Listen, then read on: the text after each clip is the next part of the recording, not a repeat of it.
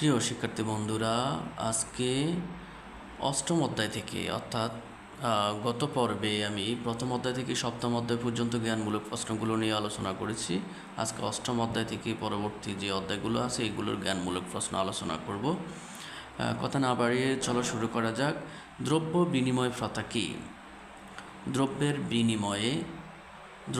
বিনিময়ে দ্রব্য আদান প্রদান করাকে করে নিজের প্রয়োজন ও চাহিদা পূরণের প্রথাকে দ্রব্য বিনিময় প্রথা বলে। কোন শতাব্দীতে কাগজে মুদ্রার প্রচলন শুরু হয়? ঊনবিংশ শতাব্দীতে কাগজে মুদ্রার প্রচলন শুরু হয়। মূল্যের পরিমাপক কোনটি? মুদ্রা। ব্যাংক কি? ব্যাংক হচ্ছে অর্থ জমা, তোলা, ঋণ দেওয়ার একটি নিরাপদ প্রতিষ্ঠান।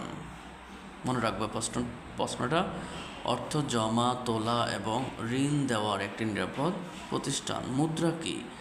যা বিনিময়ের মাধ্যম, মূল্যের পরিমাপক ও সঞ্চয়ের বাহন হিসেবে কাজ করে, তাকে মুদ্রা বলে। কোনটিকে ব্যাংক ব্যবস্থার জননী বলা হয়? মুদ্রাকে ব্যাংক ব্যবস্থার জননী বলা হয়। ব্যাংকিং কি? ব্যাংকের যাবতীয় কার্যের সমষ্টিকে ব্যাংকিং বলে। সঞ্চয়ের বাহন কি? সঞ্চয়ের বাহন হচ্ছে মুদ্রা। এবার আমরা পরের অধ্যায় অর্থাৎ নবম অধ্যায়ের জ্ঞানমূলক প্রশ্নগুলো নিয়ে আলোচনা করব। নবম অধ্যায়ের গুরুত্বপূর্ণ যে জ্ঞানমূলক প্রশ্নগুলো আছে, দেখো, শুরুতেই বাণিজ্যিক ব্যাংক জনগণের মাঝে কিসের প্রবণতা সৃষ্টি করে? সঞ্চয়ের প্রবণতা। কোন মৌলিক উদ্দেশ্যে বাণিজ্যিক ব্যাংক প্রতিষ্ঠিত হয়? মুনাফা অর্জনের। ব্যাংকের প্রধান উদ্দেশ্য কি? ব্যাংকের প্রধান উদ্দেশ্য হচ্ছে মুনাফা অর্জন। কোন ব্যাংক মুদ্রা প্রচলন করে? কেন্দ্রীয় ব্যাংক। দক্ষ ব্যাংক ব্যবস্থার পূর্ব শর্ত কি? দক্ষ ব্যাংক ব্যবস্থার পূর্ব শর্ত হলো ব্যাংকের উপর গ্রাহকদের আস্থা। ব্যাংকের নিকট আমানত কি? ব্যাংকের নিকট আমানত হলো গ্রাহকদের ক্ষুদ্র ক্ষুদ্র সঞ্চয়। ব্যাংক কিভাবে আমানত সৃষ্টি করে? ব্যাংক কিভাবে আমানত সৃষ্টি করে? গ্রাহকদের ক্ষুদ্র ক্ষুদ্র সঞ্চয় সংগ্রহ করে আমানত সৃষ্টি করে। মেয়াদি আমানত সর্বনিম্ন কত সময়ব্যাপী হতে পারে? সর্বনিম্ন 1 মাস। আর্থিক সচ্ছলতার অভাবে ব্যাংক কি হতে পারে?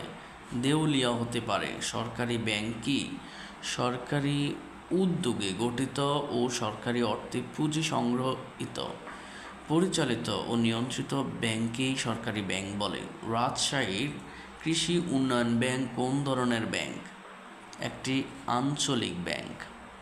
বিনিময় ব্যাংক কি? বিনিময় ব্যাংক হচ্ছে বৈদেশিক লেনদেন নিষ্পত্তি ও বৈদেশিক মুদ্রা বিনিময়ের জন্য যে ব্যাংক প্রতিষ্ঠিত হয় তাকে বিনিময় ব্যাংক বলে। ইসলামী ব্যাংকিং ব্যবস্থার প্রবর্তন হয় কখন? 1983 সালে। মুদারাবা কি? ইসলামী ব্যাংক ব্যবস্থায় যে সেবার মাধ্যমে গ্রাহককে ব্যবসার মূলধন যোগান দেওয়া ও ব্যবসায় শরিক হিসাবে তার মূলধন ব্যবস্থাপনা করা হয় তাকে মুদারাবা বলে।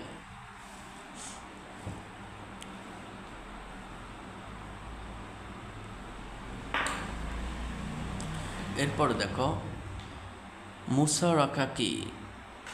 ব্যাংক ও গ্রাহকের যৌথ উদ্যোগে ব্যবসায় পরিচালনার মাধ্যমে লাভ ও লোকসান সমবন্টনের মাধ্যমে কারবার পরিচালনা করাকে মুসারাকা বলে। মুরাবাহা কি? যে ইসলামিক ব্যাংকিং সেবায় ব্যাংক ঋণ গ্রহীতাকে কোনো কিছু ক্রয়ের জন্য অর্থায়ন করে তাকে মুরাবাহা বলে। আঞ্চলিক ব্যাংক কি?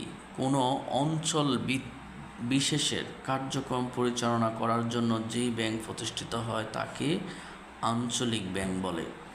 এবার আমরা পরবর্তী অধ্যায় অর্থাৎ দশম অধ্যায় অর্থাৎ বাণিজ্যিক ব্যাংকের জ্ঞানমূলক প্রশ্নগুলো দেখব। বাণিজ্যিক ব্যাংক কি? মুনাফা অর্জনের উদ্দেশ্যে জনগণের সঞ্চিত অর্থ আমানত হিসেবে গ্রহণ ও সে আমানত হতে ঋণ প্রদান কাজে প্রতিষ্ঠিত ব্যাংকেই বাণিজ্যিক ব্যাংক বলে। বাণিজ্যিক ব্যাংকের মুখ্য উদ্দেশ্য হচ্ছে, অর্থাৎ প্রধান উদ্দেশ্য হচ্ছে মুনাফা অর্জন। বাণিজ্যিক ব্যাংকের পরোক্ষ উদ্দেশ্য কী? পরোক্ষ উদ্দেশ্য হচ্ছে জনকল্যাণ। ব্যাংকের সেবা কত প্রকার? 2 প্রকার। এলসি এর পুনরূপ হচ্ছে লেটার অফ ক্রেডিট। এলসি কি বা প্রত্যয়পত্র কি? যে দলিলের মাধ্যমে ব্যাংক আমদানিকারকের পক্ষে রপ্তানিকারকের অনুকূলে রপ্তানিকারককে অর্থ পরিশোধের নিশ্চয়তা দেয় তাকে প্রত্যয়পত্র বলে। পরিশোধিত মূলধন কি? ব্যাংক শেয়ার বিক্রি করে যেই মূলধন সংগ্রহ করে, অর্থাৎ ব্যাংক শেয়ার বিক্রি করে যেই মূলধন সংগ্রহ করে তাকে পরিশোধিত মূলধন বলে। বাণিজ্যিক ব্যাংকের আয়ের প্রধান উৎস কি? বাণিজ্যিক ব্যাংকের আয়ের প্রধান উৎস হচ্ছে ঋণের সুদ।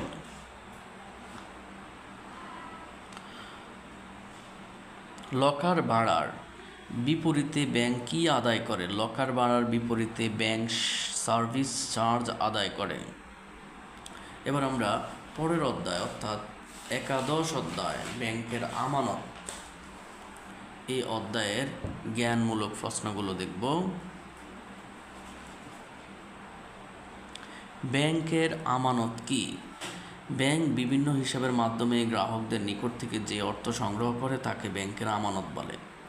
ব্যাংকিং ব্যবসার তহবিলের মূল উৎস কি? মূল উৎস হচ্ছে আমানত। ব্যাংক হিসাব খোলার মাধ্যমে জনগণের মধ্যে কোন প্রবণতার সৃষ্টি হয়? সঞ্চয়ের প্রবণতার। কোন মেশিন থেকে নগদ টাকা উত্তোলন করা যায়? এটিএম।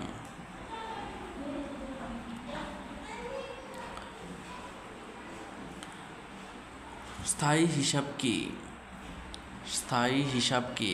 একটি নির্দিষ্ট সময় বা মেয়াদের জন্য যে হিসাব খোলা হয় তাকে স্থায়ী হিসাব বলে। এটিএম এর পুনরূপ কি? Automated teller machine. এটিএম কত ঘন্টা ব্যাংকিং সেবা দেয়? 24 ঘন্টা। কোন কার্ডের মাধ্যমে বাকিতে পণ্য ক্রয় করা যায়? ক্রেডিট কার্ডের মাধ্যমে। ক্রেডিট কার্ডটা কি? ব্যাংক কর্তৃক ইস্যুকৃত ব্যক্তিগত ঋণ সুবিধা সম্বলিত ইলেকট্রনিক প্লাস্টিক কার্ডকে ক্রেডিট কার্ড বলে। মোবাইল ব্যাংকিং কি? মোবাইল ব্যাংকিং এক ধরনের ব্যাংকিং সেবা যার মাধ্যমে গ্রাহক ব্যাংকিং লেনদেন মোবাইলের মাধ্যমে সম্পন্ন করতে পারে। আরএফসিডি এর পুনরূপ হচ্ছে রেসিডেন্ট ফরেন কারেন্সি ডিপোজিট। আরেকটা প্রশ্ন দেখতে পারো, ব্যাংক হিসাব কয় ধরনের? ব্যাংক হিসাব হচ্ছে 3 ধরনের।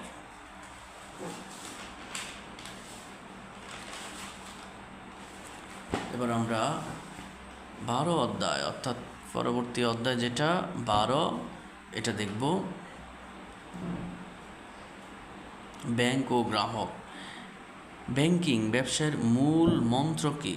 ব্যাংকিং ব্যবসায়ের মূল মন্ত্র হচ্ছে ব্যাংক ও গ্রাহকের আস্থা ও বিশ্বাস। ব্যাংক ও গ্রাহকের আস্থা ও বিশ্বাসই ব্যাংকিং ব্যবসায়ের মূল মন্ত্র। ব্যাংক কিভাবে মক্কেলের প্রাপ্য সুদ প্রদান করে? স্বয়ংক্রিয়ভাবে মক্কেলের হিসাবে প্রদান করে। চেক কি? চেক হচ্ছে আমানতকারী কর্তৃক ব্যাংকের উপর লিখিত আদেশকে চেক বলে। সবচেয়ে নিরাপদ চেক কোনটি? দাগ কাটা চেক। ব্যাংক ও গ্রাহকের সম্পর্ক কিসের? বিশ্বাসের। গার্নিশি অর্ডার কি? গার্নিশি অর্ডার হচ্ছে মক্কেলের হিসাব সাময়িক বা সম্পূর্ণভাবে বন্ধ করে দিতে আদালত কর্তৃক ব্যাংকে প্রদত্ত অর্ডারকে গার্নিশি অর্ডার বলে।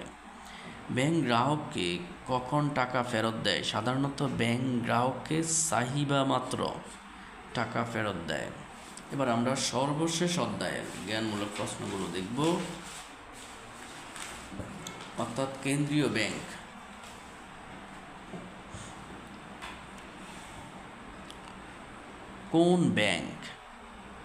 কোন ব্যাংক আন্তর্জাতিক পর্যায়ে সরকারের প্রতিনিধি হিসেবে কাজ করে? কেন্দ্রীয় ব্যাংক। ঋণ নিয়ন্ত্রণ কি? বাজারে ঋণের পরিমাণ কাম্য মাত্রায় বজায় রাখার প্রয়াসকে ঋণ নিয়ন্ত্রণ বলে।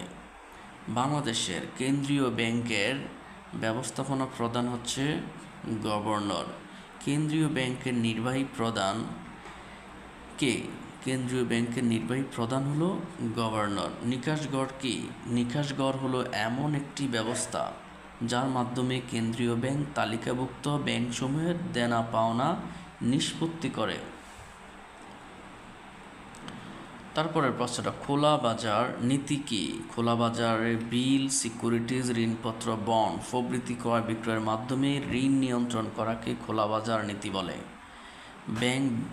বাংলাদেশ ব্যাংকের নির্বাহী পরিচালক কতজন? 12 জন। বাংলাদেশ ব্যাংকের ডেপুটি গভর্নর কতজন? 4 জন।